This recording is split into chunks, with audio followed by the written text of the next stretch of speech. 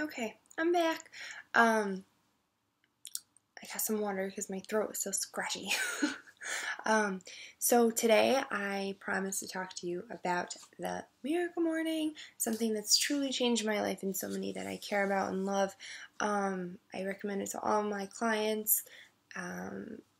Just everybody who can use it should use it, which is everybody in the world because it's honestly amazing. It's a book written by Hal Elrod. You can also find a lot of information about it on his website if you go to miraclemorning.com, I believe. If not, just Google it. He's everywhere. But it's a really, really simple strategy that you put into your everyday life that's totally just going to blow your socks off as far as what it can do for you. So, what I want to do today is go over the first half of it, which is S through E, and then we're going to go through the second part in the second video. So first, like I said, we call it the savers, but what you do is you go through every morning and you do this list of things and it just spells out savers. So first S is silence. So what I do every morning, I first come out to my living room. This is my peaceful place. There's not a lot going on. It's quiet and you don't hear anyone snoring. So the first silence that you take, you can do a minute of silence, you can do 5 minutes of silence, you can do 25 minutes of silence. This is totally up to you and what you have for time available. For me, I do a quick 2 minutes of silence, and I sit there. Sometimes I'll turn on meditation music or meditation, podcast or YouTube, but for the most part, I just sit in silence. I close my eyes, take very deep, calm breaths, and just try to get me present. And that's what my silence is geared for. You don't want to try to think about too much in that silence. You don't want to think about your day. You don't really want to think about what you have on your plate, or the stresses or the anxiety that you have. You just try to take in and have those peaceful moments throughout the day, because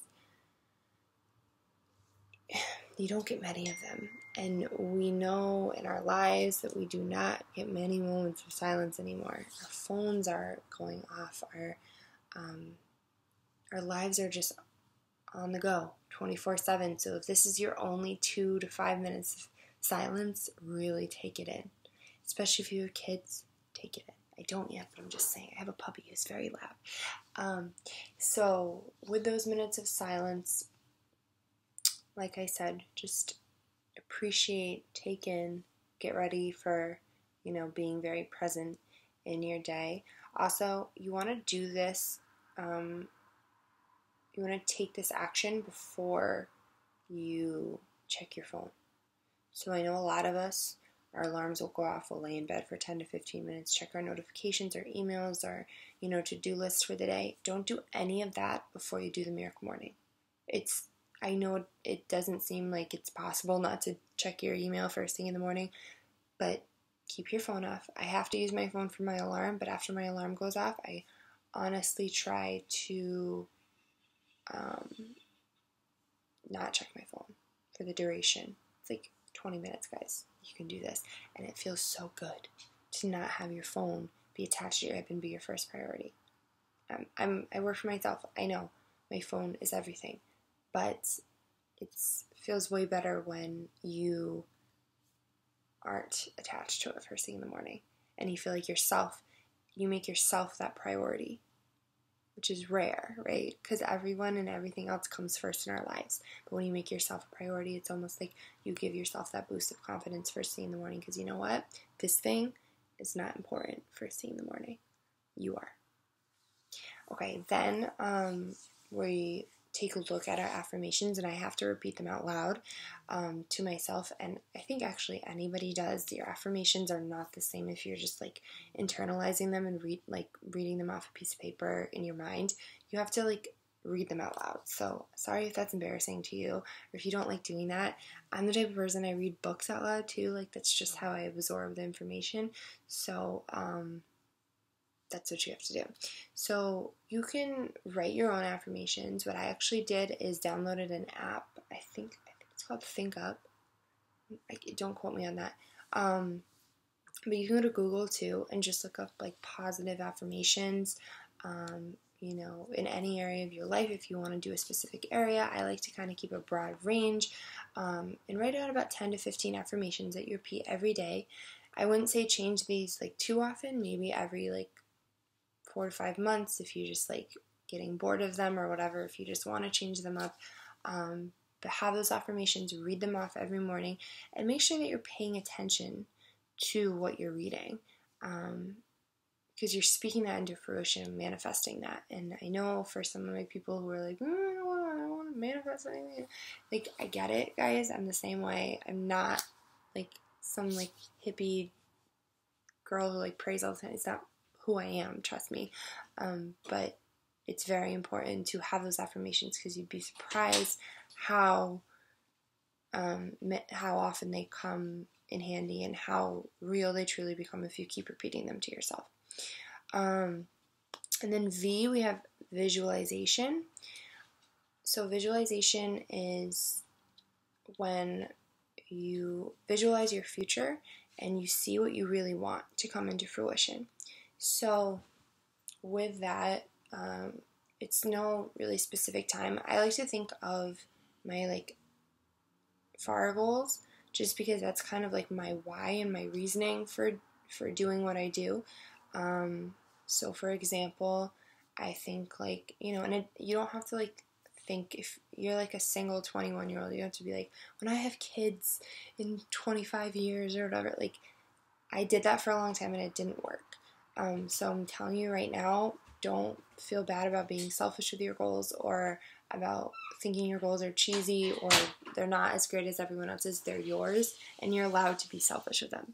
So, for example, for me, I want to be able to go and get massages, my nails done. I want to be able to be pampered whenever I want. When my friend calls me up and wants to go to the spa, like if I'm not working and, you know, I have a free day, I don't want money to stand in the way of that. I also want to be able to pick up and travel whenever I want. If my friends are going on a trip, if my boyfriend wants to go on a trip, if my mom has always wanted to go to Ireland, like, I want to be able to take her there and go on these vacations and not have money be an issue. You know, maybe my time because my work, but I also want that freedom to design my time. But like, I know in my vision, I just want the freedom to go wherever I want and not really care. You know what I mean? Not really have it be an issue or have money stand in my way. That's the one thing in my life is like, if nothing else, money will not be the thing that stands in my way, because it's so, yeah, it's important. Yeah, it like helps us live, but it's just like, in the end, is money really going to be like that amazing? Like, when you pass on, you're not taking any of it with you. So I just don't think it should be a factor in preventing you from what you want to do in this life. And again, that's just my personal opinion. But that's how I feel. So that's part of my vision. And then I also want to be able to donate a lot of my time and money to helping animals. I'm a big like animal rights activist. My heart breaks for every animal that does not have a home that loves them and wants to care for them. And I just think that if I had a bigger apartment, I would house every single animal in the universe, because I just love them so much. I'm an animal person. I'm not necessarily a people person. So that's another one of my visions. And that is definitely a motivator for me, because it's so important and so special to my heart. Obviously, it can be anything that you want. It can be donating to a cause, to, you know, research. It can be to anything. But definitely have, you know, your selfish goals, your unselfish goals, because at the end of the day, like, you want to feel good about them as well. So, and I think having someone else to fight for, like, I don't have kids yet. I have animals and I have a boyfriend, but I don't have really anyone just relying solely on me or on what I'm doing with my job except for me. So I like to have those goals set that, you know, other people are relying on me for. Okay, so in the next video, I'm going to go over the rest of them, guys. I will see you in a little bit.